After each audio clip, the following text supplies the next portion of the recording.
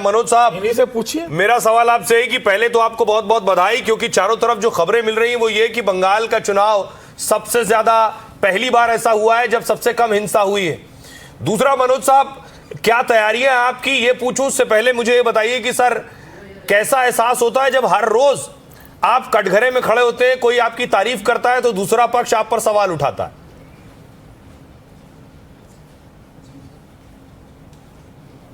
नहीं, इससे जो है हमें कोई दिक्कत नहीं है इससे जी, क्योंकि कोई भी आदमी काम ट्रांसपेरेंट करेगा तो डेफिनेटली एक पार्टी या एक कैंडिडेट कहेगा कि ये गलत है क्योंकि हो सकता है कि उसके इंटरेस्ट का कोई नुकसान हो रहा हो, दूसरी पार्टी का कैंडिडेट कहेगा ये ठीक है क्योंकि हो सकता है रूल फॉलो करने पे उसका फ़ायदा हो जी। तो इससे हमको रोज़ का फीडबैक मिलता है, हमको रोज़ की खबर मिलती है, हम अपने डिसीजन रिव्यू कर सकते हैं, देख सकते हैं कि हमने डिसीजन जितने पैरामीटर्स में लिया है ठीक है नहीं है, और हमको मालूम रहता है कि हम सही रास्ते पे हैं। मनोज जी, आज सुबह सुबह ममता बनर्जी आरोप लगा रही हैं कि बिजली काटी जा रही है और बिजली काटे जाने के बाद वहां पर लोगों को अंदर घुसाने की कोशिश हो रही क्योंकि सीसीटीवी कैमरे नहीं चल रहे हैं। अभी आज चुनाव के दिन, काउंटिंग के दिन सुबह सुबह उन्होंने आरोप लगा दिया।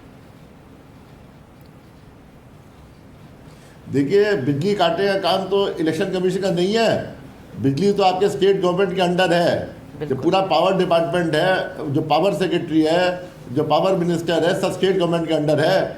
हम लोग ने तो कई बार बातचीत करी है, सबसे बातचीत करी है, जितने भी स्टेक होल्डर है, चाहे वो CSC हो, चाहे वो WBSETCL हो, चाहे वो दामोदर वैली कॉरपोरेशन हो, चाहे सेंट्रल पावर सप्लाई हो, हम लोग ने सबसे बातचीत करी है।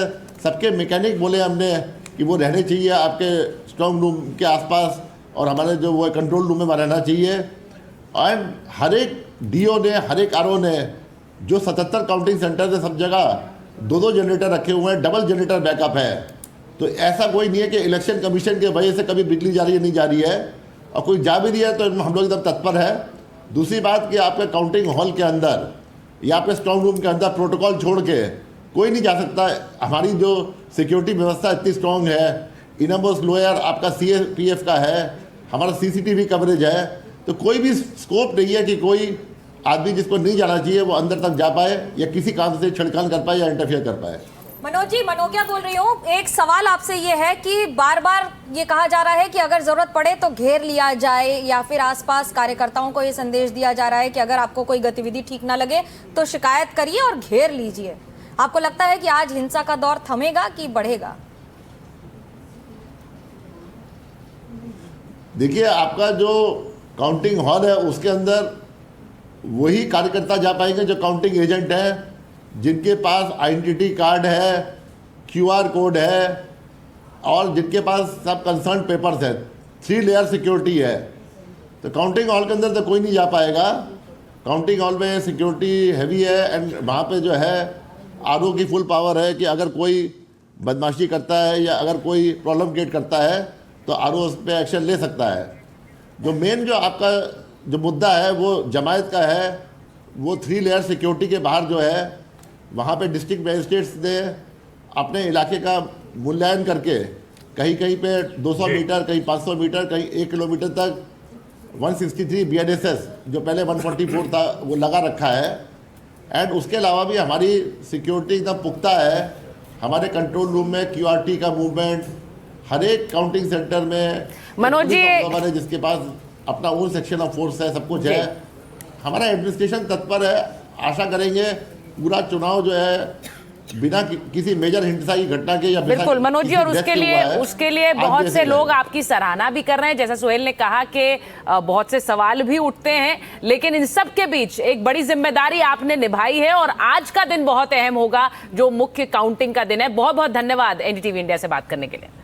और अपने दर्शकों को यह भी बताएं कि तकरीबन 11 मिनट बचे हैं और उसके बाद ये शून्य भरने शुरू हो जाएंगे आपकी स्क्रीन पर, क्योंकि नतीजे आने लग जाएंगे। तो इतने महीनों से जो आपने सारी बयानबाजी, चुनावी चर्चा देखी है, उसका सार आज उन नंबर्स में तब्दील हो जाएगा जो आपके स्क्रीन पर है।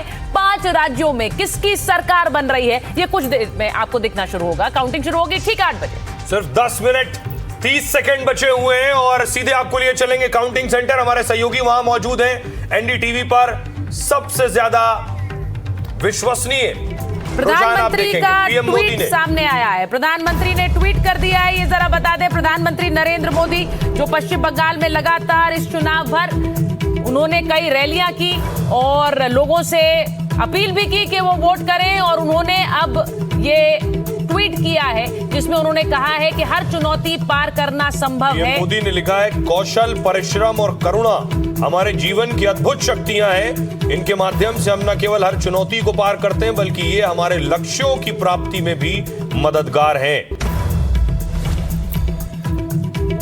भाषितानी है, ये लगातार प्रधानमंत्री ट्वीट करते हैं, लेकिन आज इसे एक संदेश के तौर पे देखा जा सकता है, जो पश्चिम बंगाल के लिए है, जो केरल के लिए है, तमिलनाडु के लिए है, असम के लिए है या पुडुचेरी के लिए है। पर कुल मिलाकर संदेश तो है, क्योंकि एक और जहां पश्चिम बंगाल की राजनीति में झालमुड़ी है तो वहीं संदेश, रसगुल्ला सब कुछ है। सतीश जी, कोई संदेश है इसमें? देखिए, आज तो एक हम लोग तो लगता है जैसे इस देश में सिर्फ बंगाल ही बचा है, बाकी को तो भूल ही गए हैं। आज अगर लेफ्ट की सरकार जाती है केरल में तो ये अंतिम सरकार थी केरल में, मतलब लेफ्ट की सरकार, वो भी चली जाएगी इस देश से। तो अब संदेश अलग अलग प्रदेशों का अलग अलग संदेश होता है, अलग अलग नाम भी होगा संदेश मिठाई का अलग अलग प्रदेशों में। तो अभी क्या कहें, अब ये सरकारें बचती हैं जो है सरकारें, लेकिन बड़ी चीज सतीश जी, यहाँ बड़ी चीज ये है कि आपने कहा लेफ्ट की सरकार चली जाएगी, लेकिन वहां चुनाव आयोग पर आपने सवाल नहीं उठाया। नहीं, मैंने वो नहीं कहा, अरे वो जाएगी अगर तो, अगर जाती। और इस बीच बड़ी खबर, सुबह 8 बजे से वोटों की गिनती शुरू होगी।